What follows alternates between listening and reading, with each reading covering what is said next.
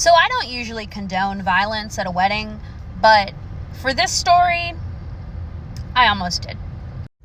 Over the summer, I had a bride who had a very artistic flair to herself, and she hand customized blue jean jackets for each one of her bridesmaids that kind of matched, but kind of each were different in their own way, like her bridesmaids, which I thought was really sweet, and I was all about it. And she had taken the time to do this herself, and I was like, oh my god, that's so sweet and cute and blah blah blah. She wanted everybody to take a picture in them since she had taken the time to make these jackets for all of the girls. The first thing I do when I get to a wedding is I survey the room, and I kind of get a check on everybody's attitude of the day. I notice one bridesmaid in particular is kind of sulking. She's got the morbs. I don't know. She's just, she's not with it. She's not excited. She's not happy. And I'm like, okay. Come to find out, this is the bride's future sister-in-law. Really? So the day wears on, we're talking, chatting, and, getting ready for the wedding. And the bride just casually double checks, makes sure that everybody has their blue jean jacket and that they would be ready for the picture after the ceremony. The sister-in-law goes, oh, you never said that we were supposed to bring that, so I just left it at home. I almost slapped this girl. Just based on how she was talking to the bride, I was like, I'm going to hit you for the bride because you're bothering me. And I'm a non-entity in the room. So the bride just went quiet, and I could see it. Just the anger, the thinking, the rage, the fight to not slap this person in the face.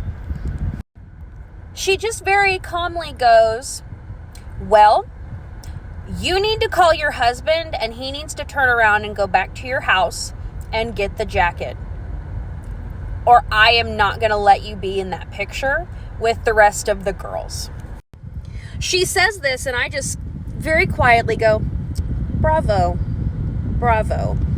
We had been talking this whole time about how her sister-in-law has just been being ugly and mopey and just hateful this entire time.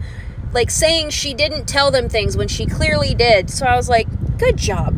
Way to tell her. So y'all wanted a follow-up from yesterday's video. So ignore my frizzy hair and we will get into it. So yes, she called her husband. She got the jacket, I'm pretty sure. But she complained about it the entire time. Then after she called her husband, she literally went and sat in a completely different room of the Airbnb and didn't talk to anybody. Read a book. I don't know what this girl's deal was. Was it a sibling rivalry? Was she not the center of attention and her brother was? Does she not like the bride? I don't know. I didn't ask too many questions because at the end of the day, I don't want to intrude on this person's personal life, but it was a mess. That there are tensions with every family, and tensions happen in every family for one reason or the other. But you should be happy for your sibling that is getting married, or you should at least fake it and be nice at least for the day.